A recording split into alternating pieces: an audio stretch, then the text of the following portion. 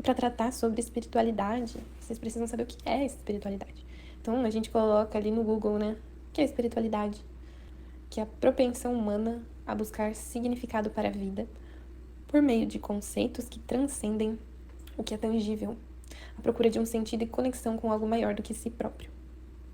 Então, quando a gente observa, né, aquela frase de Tolstói que eu comentei com vocês sobre sentar na poltrona da busca, do pensar, né, há pessoas que se mantêm por muito tempo pensando e filosofando e, por exemplo, escutando áudios e aulas, e, enfim, injetando informações gigantescas, né, sem fim, diariamente, e criando reflexões e convicções, e expressando opiniões, tudo que é ons, mas partir para ação, né, para o verbo levantar e praticar uma que seja daquilo que uma coisinha que seja daquilo que aprendeu, são poucos. Porque para que uma transformação aconteça, é preciso movimento. Então toda transformação necessita de um movimento, seja seu, seja um provocado pelo externo.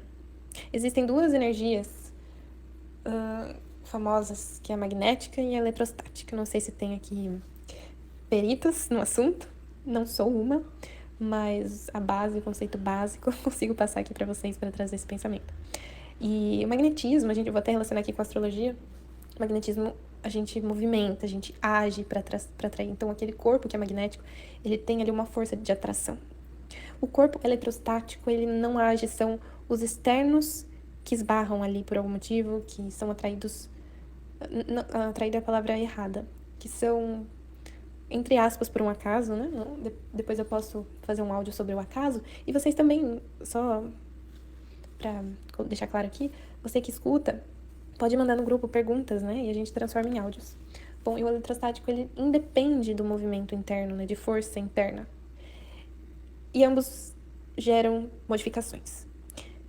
A diferença, quando a gente fala do ser humano, né? E não de um corpo inanimado, vamos dizer assim, a diferença é que a gente tem a possibilidade de escolha, de consciência, para gerar um movimento.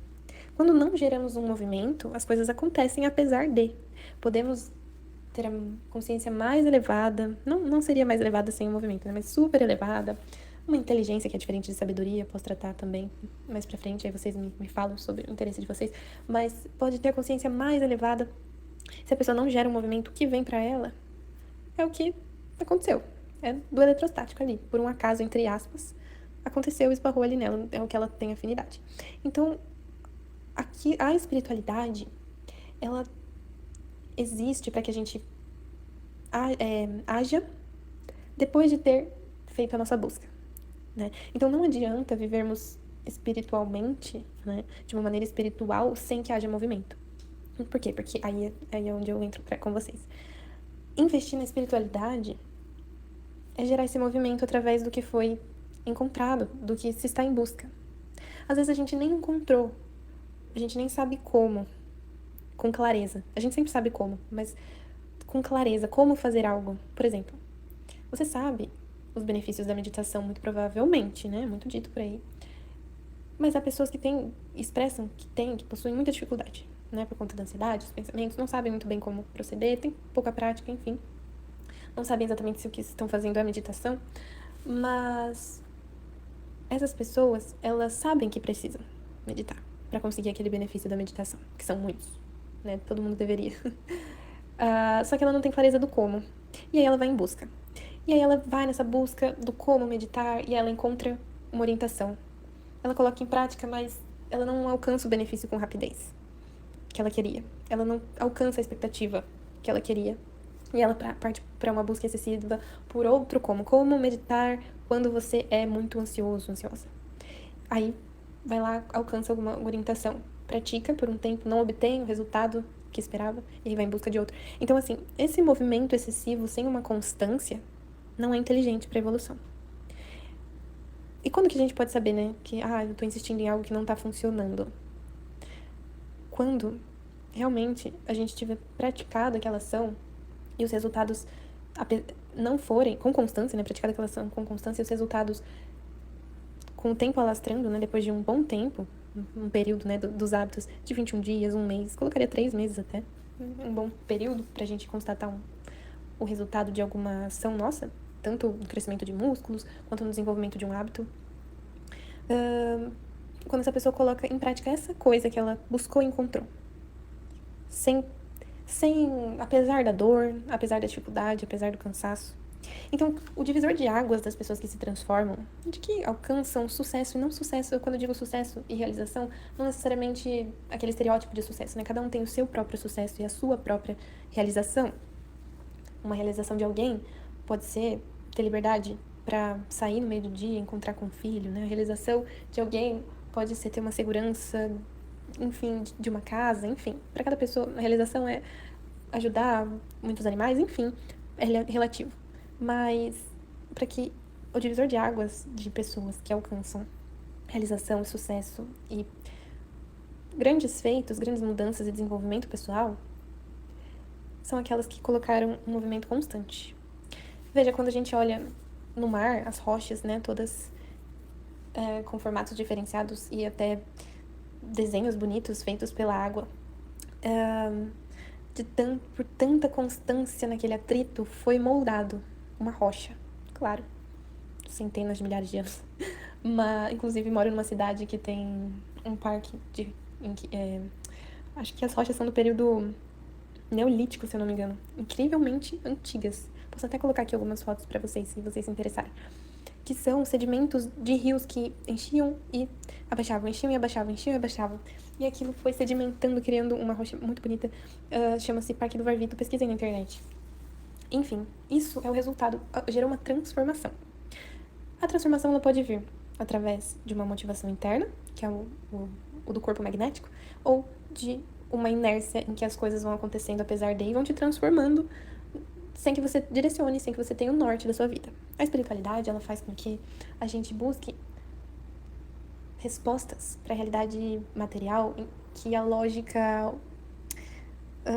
não a lógica, a matéria por si só não está explicando. O ceticismo não explica. Então a lógica humana vai até certo ponto. Depois acontece a ação da nossa consciência, do nosso sentir espiritual.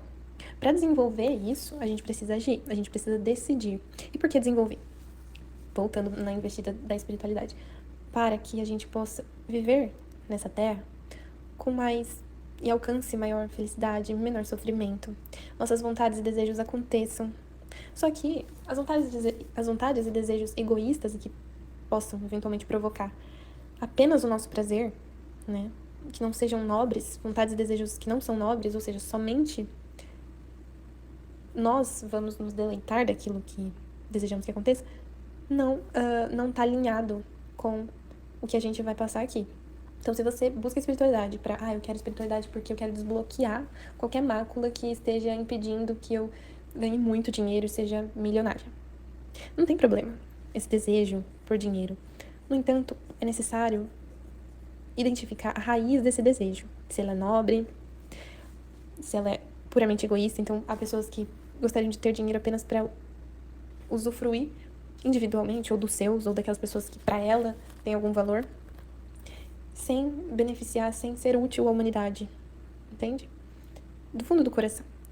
E só é do fundo do coração e não por obrigação e por moral para fazer bonito pro outro ver e aplaudir, quando não há necessidade de se falar isso. Quando é oculto, a gente vai falar sobre virtudes ocultas e demonstrar e dar exemplo sobre isso, assim, forçadamente. E investir na espiritualidade é colocar as respostas que você encontrou na busca espiritual em primeiro lugar no momento de tomar uma decisão.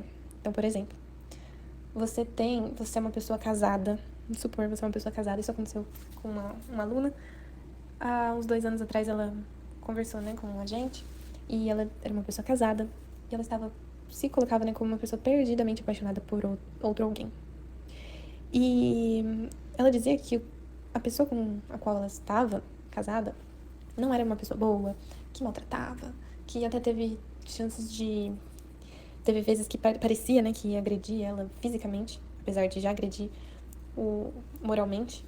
Ela já não está mais nesse relacionamento, né, mas na época, enfim. E aí ela comentou que tinha muita vontade de se separar, mas não conseguia. Existe aí um ciclo masoquista de um prazer no sofrimento, ou quando há perigo mesmo de vida, né? Então, se a pessoa vai embora, o outro obriga, ameaça, enfim, tem esses dois pontos. Enfim, e ela sabendo, tendo a consciência da espiritualidade, sabendo que tudo aquilo que ela age gera uma frequência, e essa frequência ela se perpetua no espírito dela. E os sentimentos que ela provoca no outro atingem o dela e se perpetuam também, né? E criam ou máculas ou criam benesses, coisas boas, graças. Máculas é aquilo que pesa o espírito, que traz toxina, que uma hora vai ter que ser purificada, e ela é purificada através do sofrimento. As graças, elas limpam essas máculas, ok? Mais pra frente a gente vai falar sobre isso. Enfim, essa pessoa estando perdidamente apaixonada, teve vários momentos em que ela podia realmente agir e trair esse marido antes dela conseguir uma separação ali, se resolver ali naquele matrimônio. Mas sabendo que se ela fizesse aquilo, geraria mais conflito, geraria mais, enfim, agressões morais e aborrecimentos e etc. Ela evitou para que depois ela pudesse agir de maneira que não provocasse um conflito tão grande. Por quê? Porque se ela, dentro de um casamento, né, ela vai... Não é questão de regra, como posso dizer, simplesmente não traia, não é nesse sentido. É no sentido de que toda ação que provoca um sentimento no outro, ele vai reverberar em nós. Então, sabendo desse princípio, que a gente descobre durante o estudo da espiritualidade, a gente toma escolha melhor, a gente decide por um melhor lado diante da realidade durante o nosso cotidiano. Então, por isso que investir na espiritualidade vai te proteger de maiores sofrimentos, de aumentar os que você já tem e de criar novos outros. Então, ela já estava num sofrimento. Se ela ainda provoca mais sofrimento, mais conflito, aquilo vai macular o espírito dela e provavelmente no futuro, ou até em outra vida, pode ser que ela precise limpar aquilo que foi criado, que foi reverberado, e a limpeza acontece através do sofrimento. Uma das vias, eu vou gravar um outro áudio falando sobre isso, uma das vias, aí vocês me falam no grupo se gostariam de saber sobre isso, coloca lá as dúvidas, né?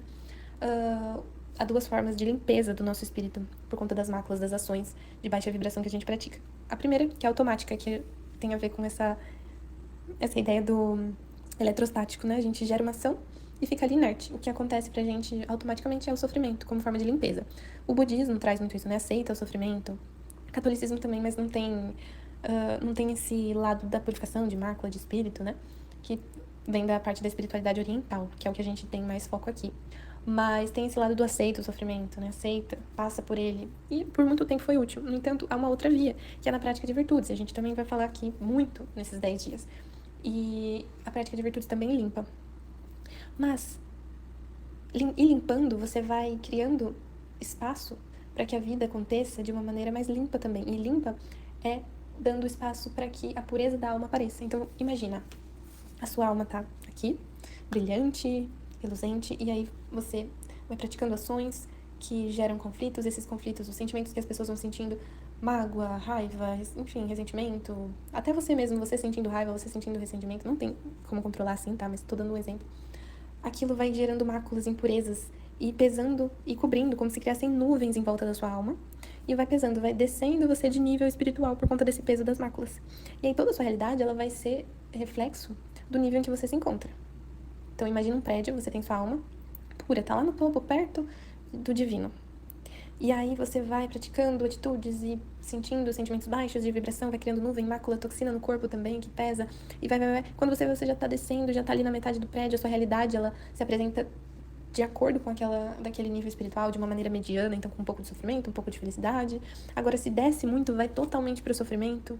Ou aquela pessoa que é mais feliz do que em sofrimento, ela tem um nível espiritual mais elevado, as coisas vão acontecendo para ela, porque a pureza dela tem ligação com níveis mais elevados de realidade. Enfim, é assim que funciona. E é por isso que a espiritualidade, investindo nela, a nossa matéria, que é reflexo dela, será melhor se melhor fizermos as escolhas. Então não adianta nada a gente focar nessa busca excessiva pelo como, sem que a gente haja. Então, recentemente eu fiz uma imersão de desenvolvimento pessoal com um psicanalista, um grupo, né? Também parecido com esse nosso, mas ele era da vertente da psicanálise. Eu gosto bastante.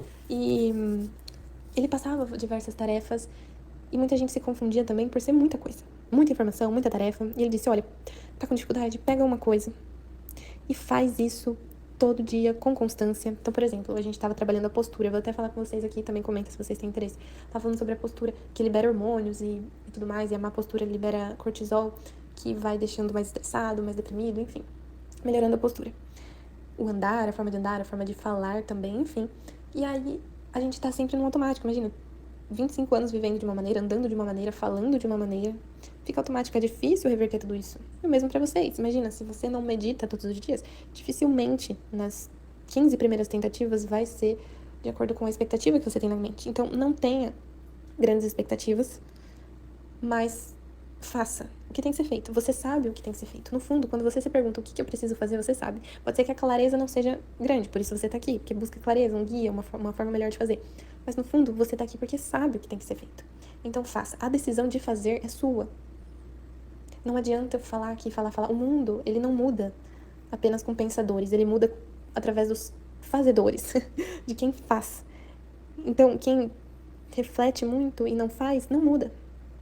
Pode até mudar a mente, né, o mundo dos ideais, mas precisa ser colocado na matéria também. Então, investir na espiritualidade para desenvolver a sua realidade, melhorá-la.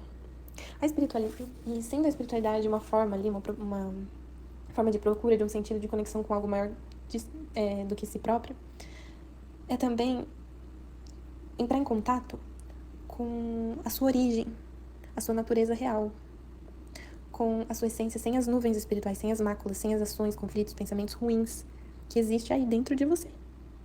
E quando você limpa, purifica, ou através do sofrimento ou da prática de virtudes, que a gente vai ensinar aqui também, que não é sofrendo, você limpa e vai acessando esse canal de ligação com o divino. Fica muito mais fácil também quando a pessoa tá muito ali em níveis infernais, né, em níveis baixos, cheia de máculas, quando ela entra num local que tá numa vibração muito elevada, por exemplo, em templos. Não tô falando dos homens que governam, homens ou ser humano, no sentido de ser humano, que governam os templos e igrejas, mas quando realmente aquele templo é puro, né, ou aquela igreja é pura, aquele local sagrado é puro, ou na própria natureza não modificada, tão modificada pelo ser humano, aquela pureza, aquele toque de Deus, né, no templo ou na igreja em que todo mundo coloca a sua devoção, seu sentimento puro e honesto de amor, de fé, aquilo eleva a vibração, e a pessoa que tá cheia de nuvens, quando entra em contato com esse local, ela se eleva automaticamente. Esse é o poder também da oração, esse é o poder dos mantras, que tem vibrações altas. E quando a pessoa entra em contato com essas frequências, o nível espiritual aumenta, purifica essas nuvens, não todas, né? Senão todo mundo seria santo, todo mundo seria iluminado, mas purifica um pouco que seja, né? Por isso que dá esse alívio. Então, a espiritualidade, ela faz com que a prática dessa busca e colocar na matéria o que foi encontrado durante essa busca, isso é praticar a espiritualidade, vai trazer mais felicidade, propensão a viver com prazer nessa vida terrena, a ser a sua essência, não deixar que os outros lhe imponham a sua essência, as suas vontades, e nem você impor aos outros as suas. E em relação à busca excessiva pelo como, é interessante porque quando você vê passagens da Bíblia, por exemplo, quando Jesus encontra Maria Madalena, né? Quando encontra a prostituta sendo apedrejada, prestes a ser apedrejada, e ele vai e defende e diz: quem nunca pecou, né, que atire a primeira pedra, algo nesse sentido. E aí ninguém joga pedra, todo mundo já tinha pecado e percebe, né, o que estavam fazendo, enfim, esse não é o ponto. O ponto é que depois disso, Jesus vira pra ela e diz: vá e não peque mais. E ela foi. Onde eu quero chegar? Ela não virou pra Jesus e falou: tá, Jesus, mas como eu não vou pecar mais? Como que eu faço isso? Ela sabe, no fundo, ela sabe como. É difícil, não tá claro, ela precisa buscar, né? Mas se ela fica, ok, a tentação vai aparecer pra mim, eu tenho que desviar. Esse é o como. No fundo, ela sabe. Mas e se eu tiver mal naquele dia? Como que eu faço? Aí começa a aparecer. Tá, mas aí como que eu faço? Eu tenho isso e aquilo, e aí eu vou estar numa rotina corrida. Ah, então tá. Como que eu faço? Então, assim, é uma busca excessiva pelo como. Tira a simplicidade, e aí quando começa a criar muitos conflitos, muitos comos, e aí já não tá mais claro. E quando não temos clareza, gera procrastinação, inércia, e aí ninguém se transforma, ninguém age, entende? Então, os mestres espirituais mais antigos, principalmente, eles diziam e pronto, né? Não tinha muito questionamento, não que eu concorde com isso, mas pra você ver, quem seguia, tinha transformação, muita transformação, ainda tem, né, quem segue, sem essa busca excessiva. Depois, mais na modernidade, apareceram os mestres espirituais que buscavam pelo porquê fazer aquilo, né? Então, por que vai e não peca mais? Qual é o motivo disso?